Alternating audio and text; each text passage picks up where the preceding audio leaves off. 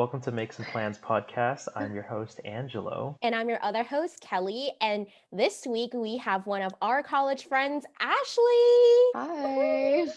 If you could just tell us a little bit about yourself. I went to UC Irvine with Kelly, and Angelo went there too. So I graduated in 2018 with a degree in English. I'm just working postgrad now. Yeah, we can just get right into sort of what sparked your interest in majoring in English. So when I graduated high school and I was kind of like picking my major, I wasn't really sure what I wanted to do. I always really liked English in school. It was always my favorite subject. And so I just kind of picked it with like thinking that like, oh, I'm gonna just change it later. And I just never did. Hmm. I just really liked my classes. And when I ended up getting to upper levels, those are like my favorite classes and I always did really well in them. So I just kind of stuck with it. But would you say your Yeah. predisposition to English? Yeah, I always was a big reader and I always really liked writing, and I just kind of decided I didn't really want to do anything else. We all go into college not knowing what we want to do, but you just end up finding out that you like it. So When I was taking like my gen ed courses, I took a lot of different courses and different subjects, and I just never really liked anything as much as I did for my English courses. Both of you guys didn't switch your majors at all in Mhm. college. And I think out of the three of us, I was the only one who switched majors like 3-4 times. And usually I think like the statistic is like, what, 90% of people who go into college will switch their majors at least once. And then you guys Yeah. like just stuck with what you guys came Yeah. in with. neither of us obviously were in the humanities. We don't really know too much about what the English major entails in terms of career paths. We were wondering what sort of career paths did this school present to English majors as possible, directions for postgrad. Well, I think like one thing I should have done in college is I should have gone to the Career Center and explored those different options. I know one thing that I was interested in was working for a publishing company, just because it always kind of sparked my interest, but I just kind of realized it wasn't the most stable career to get into.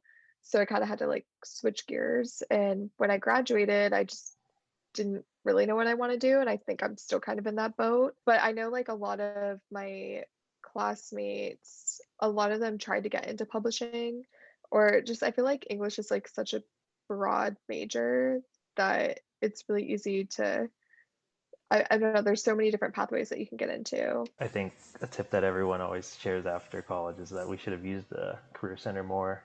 Yeah. But I think I saw like on a podcast once for like this tech reviewing company that he studied English. So that's like, completely out there, right? Like he just does Yeah. reviews for like, electronics and stuff. So Hmm. I like you're right. It's probably pretty broad. What activities and or jobs or internships did you do in college? The first thing that I did when I was a freshman is I joined a sorority, which that's how I met Kelly. I met her through Greek life. And I feel like joining a sorority for me opened up a lot of different opportunities. I got like my first job in college from it. I was working at this restaurant called Tender Greens, and half the people there were in my sorority. So it was very interesting. And I worked there for a few months and during my sophomore year. And then one of my sorority sisters came up to me with an opportunity to work with the company that she was interning for. So it was an internship with a staffing firm. So it was like an HR internship. And initially it wasn't something that I was interested in, but I was like, you know what, like I'm getting up there, like in my years in college, like I need to have at least an internship before I graduated. And I had an interview, it went really well, and I ended up being an HR intern with them for about a year and a half.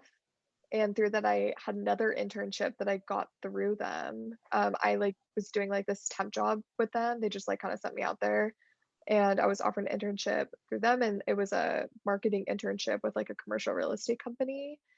And I really liked that. It was great. I mean, it was a paid internship, so that was really cool because my other internship wasn't.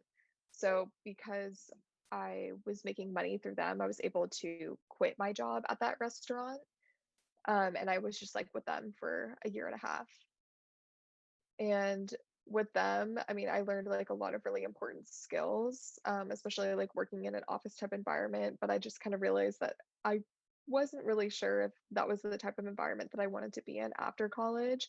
So I started looking at other options. Did you do two internships at the same time? Yeah, it was at the Okay. same time. Yeah, so I was at the staffing firm about 5 hours a week, and then I was at the commercial real estate company about 12 to 15 hours a week. So it took up like a good portion of my time. How did you manage to do two internships, be a full-time student, and be so involved in Greek life because we both were in leadership positions? I mean, I felt like I was Mhm. drowning, but I don't know about Yeah, you. I don't honestly, like looking back on it, I don't know how I was able to manage that and then also contribute so much to my sorority and then also just the Panhellenic Association in general, especially when I was a junior and senior and I was trying to figure out like other options like career wise down the road.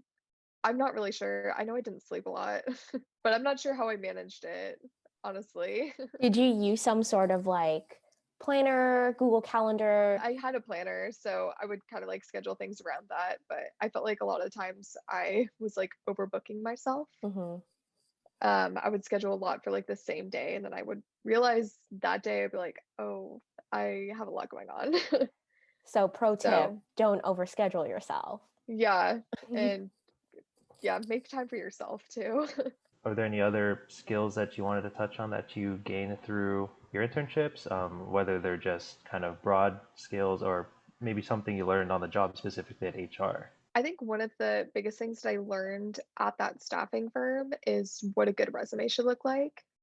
Because for often I worked underneath like one of the vice presidents, and some of the tasks that she would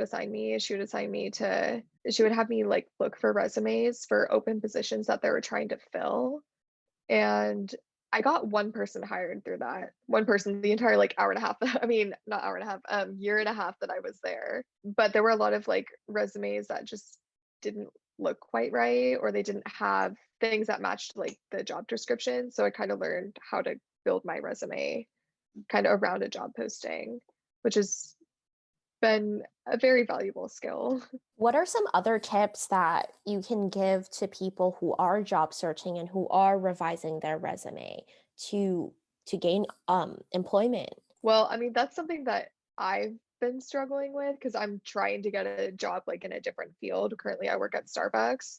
I think it's just like really look through the job posting, use multiple websites for to look for jobs depending on like what field you're going into. Just look at everything. When you're looking at a job posting, take some of the language from that job posting and like input it into your resume, and then it might get a second look. I mean, I'm not like an expert or anything, but I've learned a little bit just from like that HR internship. We always look online at the tips. They say, Hmm. input the keywords that are on the job description, like you said. Um, what else is there like that you found to be really helpful in getting people through the door? Well, I know like an immediate turnoff that my supervisor talked about was if you have poor grammar or just like some people who would like, I mean, you want to like build your resume, of course, like around like the field that you're looking into, but if you have like some jobs that have like absolutely no relevance to what you're applying for, then it might not get a second look. I think those are like the two major things. Yeah, definitely. I think when I Yeah. started writing my resume and stuff, I had no idea what I was supposed to do, what I was supposed to be looking Hmm. for. I think I was looking through one of my older resumes that I've written. Oh my, so bad. Yeah. I've definitely looked through like my older resumes too, and I'm like, those aren't the best. Like I could have done better. And I was like wondering why. I was like, oh, I wonder why I'm not getting any callbacks. Well, I wasn't like catering my resume to the job opening. I know you were talking about how you really only gained, interest and traction in your major towards the like last 2 years when you did upper division Hmm. classes. So I was wondering if you could let us talk us through some of those classes that stimulated your interest the most and how you feel that kind of prepped you for life after. I think the classes that interested me the most, it was based on the professor. So I realized like the professors that I liked a lot more, I enjoyed their class more, and they just picked interesting topics. I really liked my classes that dealt with like 18th century literature, just because of like the different material that we would read or different like research projects that we would do. I had this like one class, it was one of my favorite classes that I took. It was on 18th century literature. We read a whole bunch, and at the end was like a research project. And it was a very broad thing. She's like, yeah, just write about anything. And I was like, okay, that's very broad. I wrote on like a topic that was just like interesting to me. And I talked a lot about it with my professor, and I ended up doing really well on it. I got like a 98%. And I think she like showed it to the dean too. But I think it's just if you're in classes that have interest, like that you're interested in, like I think you're just going to do well. Pick classes that are interesting to you. I was wondering, how is an English major structured? So, I mean, I had my general education requirements that I had to do. Those were all just kind of like lower level classes. I only had to take like 3 math classes, and the classes that I took weren't really math. It was like linguistics, and then one was like a puzzle class. I just didn't want to do math, so I chose those ones. Like for my science courses, I chose like 2 like neurobiology courses because I thought they were interesting, but I didn't have to take like a bio class or like a chem class. If I wanted to, I could, but I chose not to because I didn't want to. It wasn't just like it wasn't something that I was interested in.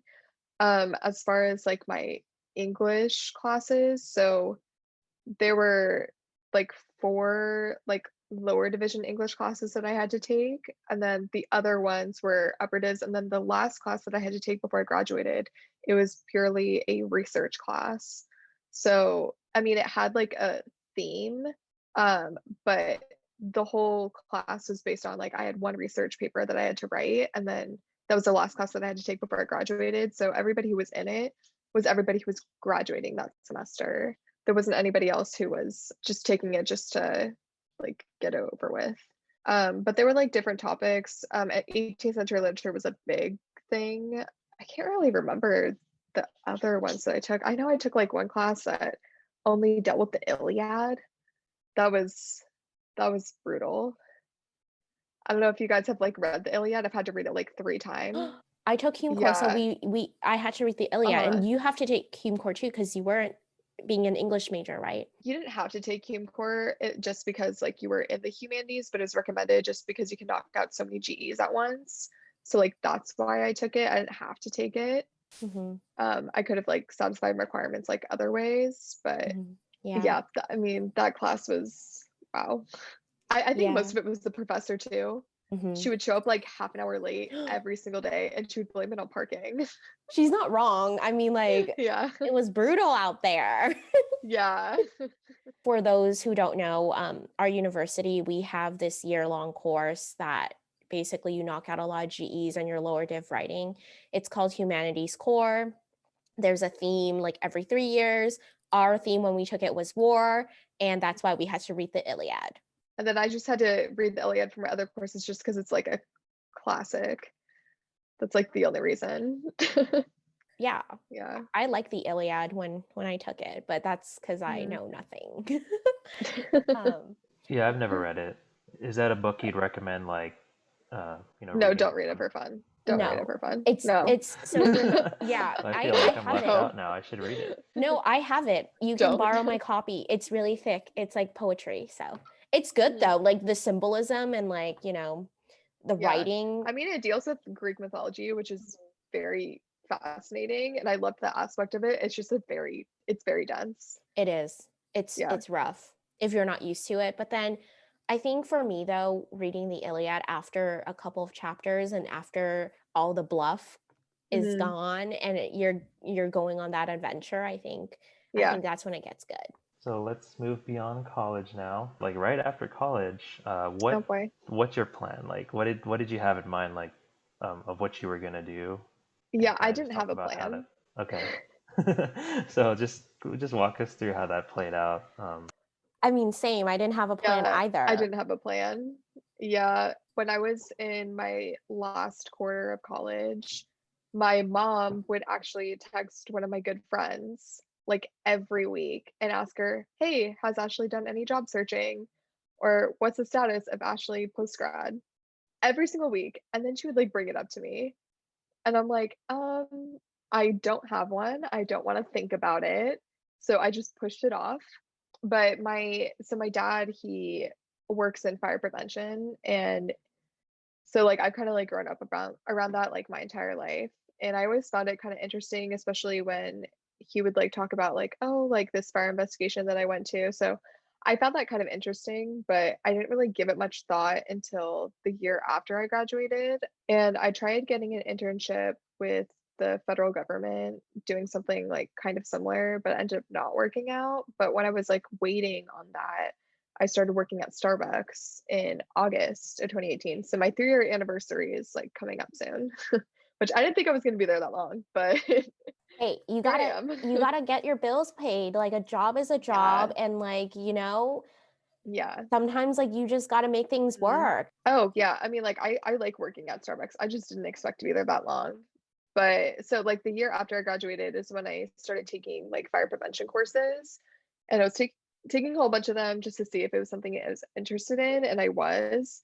And so I've taken quite a few courses over the past 2 years, and I'm glad I work at Starbucks just because it's very flexible there. And so I'm able to take those classes and kind of like work around that schedule, which has been really nice. So it's just like it's something that I'm interested in, like I'm trying to get into. It's a very hard field to get into. So I've been thinking about other options too. And so since I've been at Starbucks, I've like become like a certified barista, and my I this is like I'm on my second manager since I like started, and he was talking to me a lot about Starbucks corporate, and I never really gave it much thought until very recently. So I've like talked with him, and I'm like thinking about potentially going that route, and maybe using my major.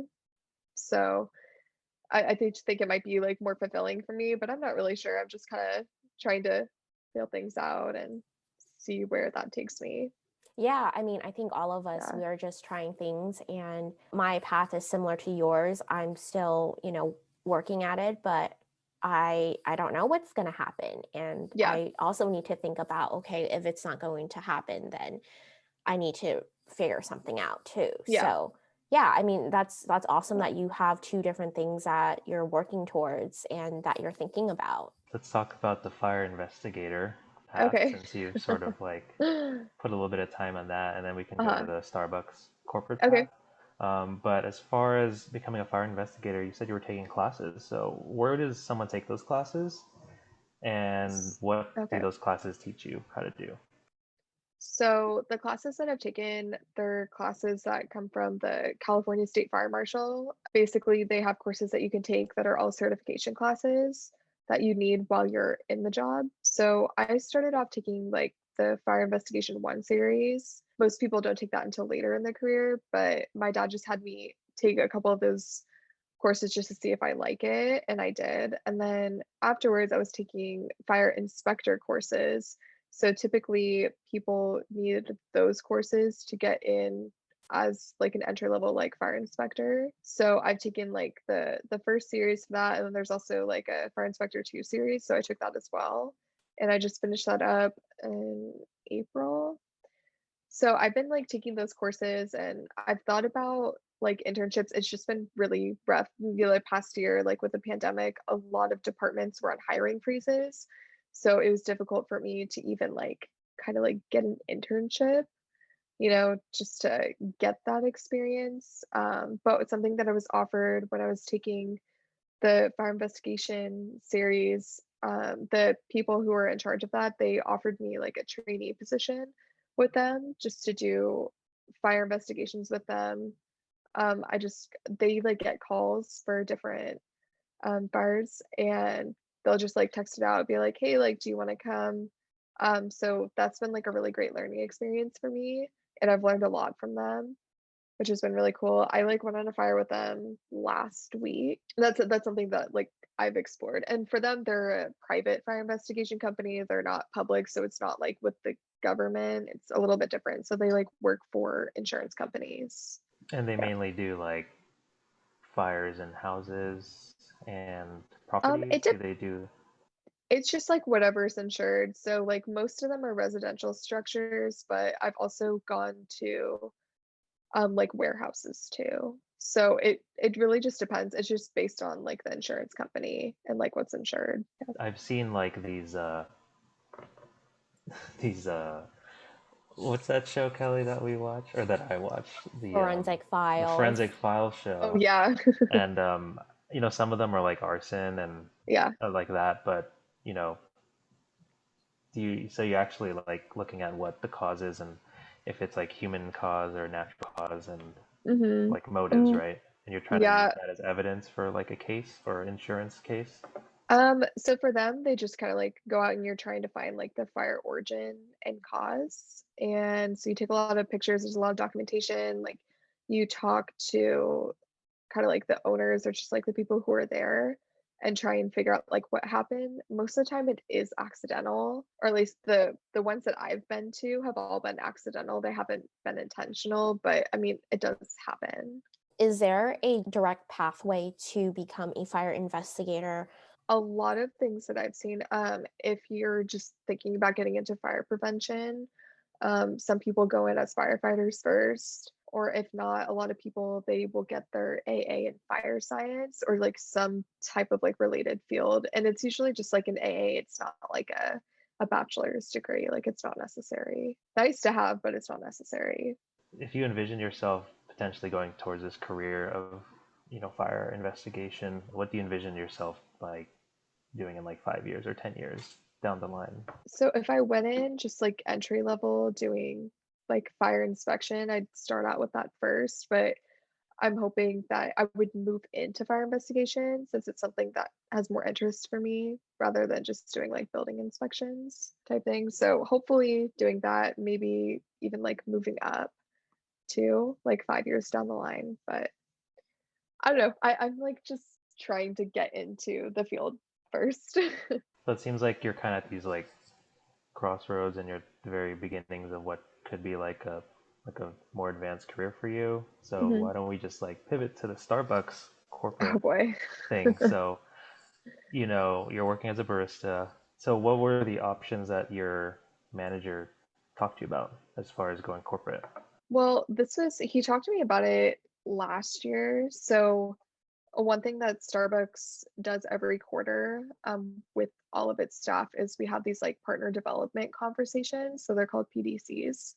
And so, kind of just talking about like different career paths within Starbucks, just because they want to promote people who work for the company in any which way. So, a lot of basically like the pathway for most baristas is to become like a shift supervisor and then like assistant store manager and then eventually manager, DM, like you know, and so on. But that's not really the path that I want to do. I want to work for the Starbucks, like the partner, like the Starbucks support center in Seattle.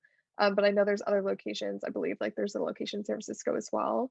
So when I talked to them about it initially, he talked with me about just like different coordinator positions. And I know there's like a lot of different pathways in like the corporate, just like in corporate in general.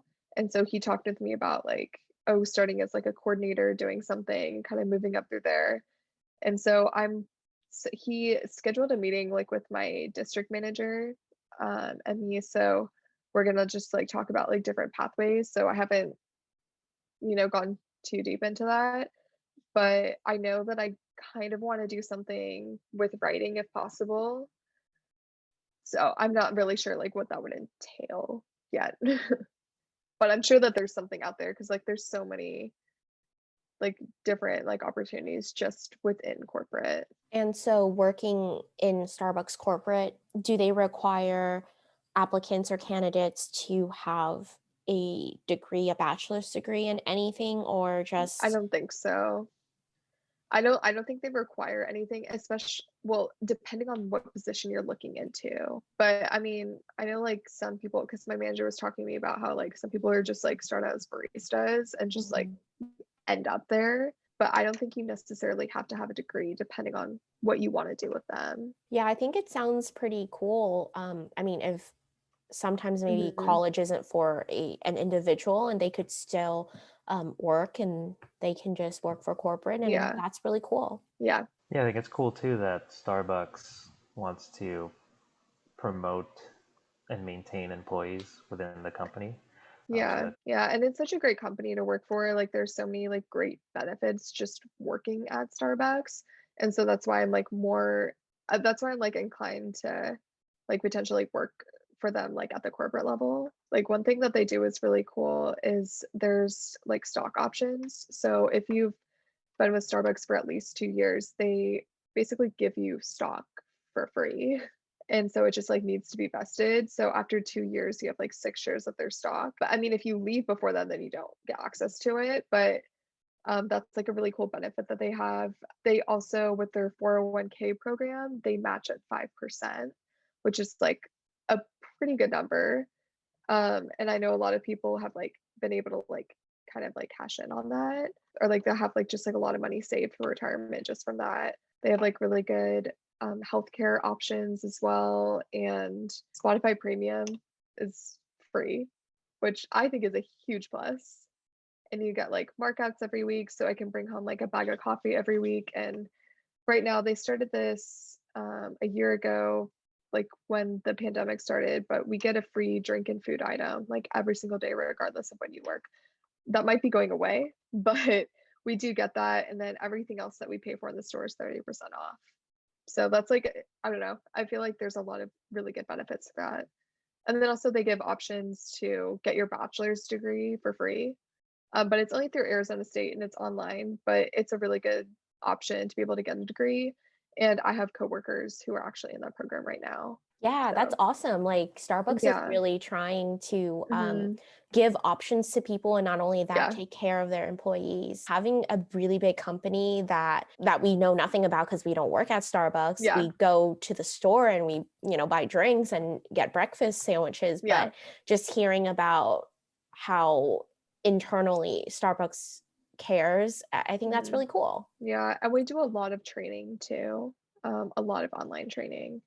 And I did some training the other day, and like one of the trainings that we did, it was based on just like growth opportunities with Starbucks. It was like a whole like module on that, which was like really cool. So we'll like close out with some concluding questions. Hopefully they'll be fun for you, or at least there's one fun Okay. question we have. But I guess the last serious question we have is, what advice would you give to someone just trying to figure out what kind of career path they want to go down? I think you should like start with things that are interesting to you. Don't try and get an internship with something that you have no interest in, because you're just going to be miserable. Great. Yeah, I think I don't know. I think it's pretty like apparent with like the classes you took in Yeah. college, and trying to figure out whether you want to go through Starbucks or be a fire investigator. You're just Yeah. kind of assessing what you're more interested in. So I think that's good advice for people who are Yep. looking for what they want to do. It's also important to lay out your options too and have them in front of you. And just like kind of think about, just have multiple options, to like don't put all your eggs in one basket, because if something doesn't work out, like you should have a backup plan. And so the last fun question that we hope that you find Uh, entertaining is, what is the most ridiculous Starbucks drink or order that you've ever had to make? oh my God. There have been a few just in the past week. Let's see. So I have a couple. So Please one share all of them. person, oh yeah. So one person the other day came through the drive-through. My store's a drive-through store, and she asked for a lemonade with 2 shots of espresso and coconut milk. Um, and like my coworker, she was like on the headset, and I was like making the drinks, and I'm like listening to this, because so if you're going to a drive-through store, more than one person has a headset on, and we're all listening. We can hear literally everything. We can hear people through Bluetooth, like in the car. And I think a lot of people don't realize that. Like everything. Like I've heard about so it's like somebody was on the phone with somebody because they're like, oh, I need to get your order. And then afterwards, when they're done ordering, they were still there because I mean, it was like taking a while for us to like get through drinks, and I heard about how her husband was cheating on her, and I was just like, anyways, so yeah, we hear everything. But yeah, that was like ridiculous. And my coworker was just kind of like, "Are you?" I'm like, "Oh, like that's what you want?" And she's like, "Yeah." And we're just like, "Oh, okay." So that's like nasty. Also like some A people will lemonade with just two. with shots of espresso in it and coconut milk. So Is I that It's just just like like a an odd what color is combination. that drink? What does it It was even like look like? brown. It was so like a it's light brown. wait, okay, so it's basically like coffee, like a cold brew almost, with like Oh, it is hints. not like a cold brew. No, but like no, but like Yeah. it's like a coffee drink, but with like hints of like lemon. Is that what she wanted? I'm not sure. I'm not sure. That was just odd. Another thing is, so some people I think don't realize what frappuccinos are because they're blended beverages with ice, right?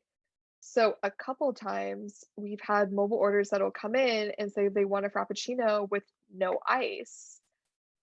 And I'll be like, because we put like more, we don't just put like, it's not just like milk, ice, and like the ingredients for what else, but the other thing that we put inside of frappuccinos is something called base.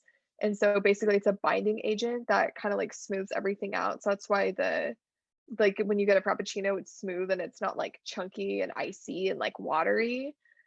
And so that like will just go in it. So a couple times I've just been like, okay, well, I'm just gonna like put everything in the blender and just like, blend it up, and then we set it out for mobile order. And then people come up, you're like, what is this? I'd be like, you wanted a frappuccino with no ice. This is what it is. I'd be like, well, this isn't what I wanted. And I'm like, okay, like I'll remake it for you. Like that's fine. But just so you know, a frappuccino is a blended beverage with ice. I think there's just like people think like, oh, Starbucks always puts like too much ice in their drink, which isn't necessarily true. We have like specific proportions that we put inside of a cup just based on size. And it helps like kind of like balance out the drink. So when you want like 4 ice cubes in a drink, it's not going to taste the same as if you just got like normal ice, which I understand. Like you don't like want like a ton of ice in your drink. You don't want it to be like watered down and everything. Like I totally get that. But it does like change the consistency of the drink and also the taste. And then someone the other day, they ordered a Trenta cold brew with 12 shots of espresso in it. Yeah. So like the 12 shots, isn't that just like the whole cup? I mean, it's a good portion of the cup. Because the I just like Trenta, was surprised because like cold brew is already super caffeinated and you're adding like 12 shots of espresso. Like, wow. well, because Trenta is like the bigger size, like it's after venti, and Trenta's pretty big. Yeah. It's 32 ounces. Oh my Yeah. gosh. That was pretty wild. I think somebody probably like used a reward. Maybe they like were gonna go into the Yeah. office and like split that or something. I don't know. I don't know what people Maybe. do. I don't know. That's a little too much espresso for me. It's a little too much caffeine. Yeah.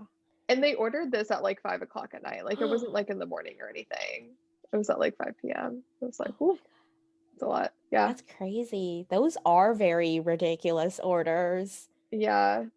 I mean, like sometimes like people would like do like a mobile order, and I know they're using a word because they'll put like every single thing that on the menu on it, you know? And like the mobile order sticker will be like 2 stickers long.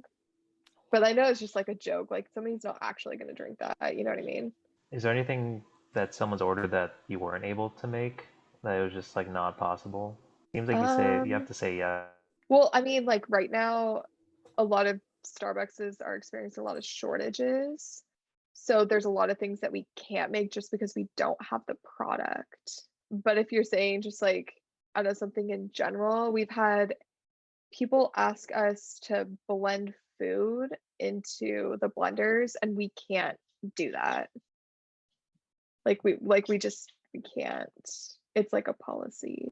So Is that like, is it because that person just like can't chew, or is it like a joke? No, like they'll ask for like a frappuccino and be like, oh, I want you to blend a cake pop in it. But like we can't do that. Or like, can you put a brownie in Oh. there? But we just can't do it. It's just like a policy. Oh, okay. Mhm. Okay. Yeah. No, it's not. It's just like people are just coming up with like secret menu drinks.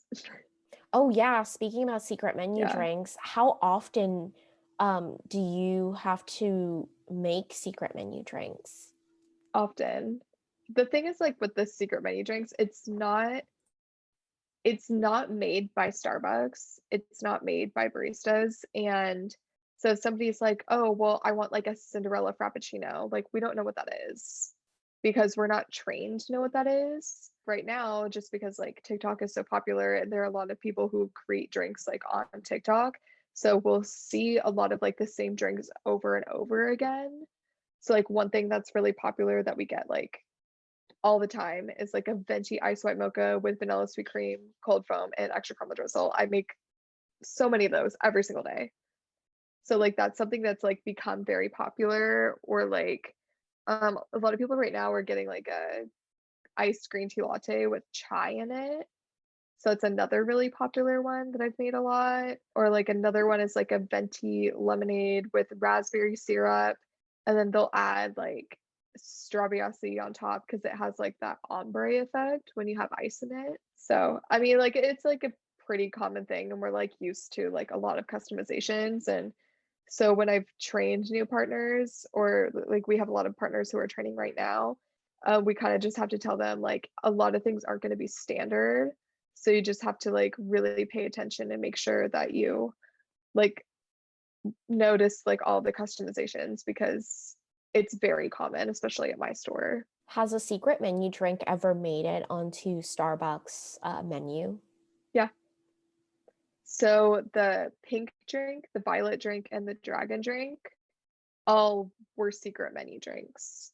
And they became really popular. I think I was like a freshman in college when there was like something like going around. I think it was like on Twitter or something. And people were like, oh, well, you have to try like a strawberry acai with coconut milk, like so good. And it became so popular that it became a menu item. I think there might have been like other stuff too, but I know like that's like the one big one is like the pink drink, violet drink, and like dragon drink. Thanks for sharing all those Yeah. secret insider stories for Starbucks. Hmm. It just makes me not want to order anything too crazy because I don't think I want to do that to a Starbucks employee. I mean, it's like it's not that big of a deal, really. I mean, like it's our job to like make drinks, so it's not that big of a deal at all. So if Yeah. you like want to try something new, like go for it, like we like make our own drinks all the time. And like there's some stuff that I'll make and like I won't like ask other people to make because I just like make it myself. But I mean, if you really want to get something, just like do it. It might be expensive though. The white mocha with like sweet cream, the vanilla sweet cream cold foam, and like extra caramel drizzle. It's like I think it's like $7.50 just for a venti. And like if you like change the milk or like you add other things, then it's easily like a $9 drink. So I would just like be prepared to pay that much money. But it really doesn't bother us or anything like that. Thank you so much, Ashley, for joining us on this week's episode. I hope you all have a new appreciation for your baristas. And thank you so much for listening, and we will see you guys next time.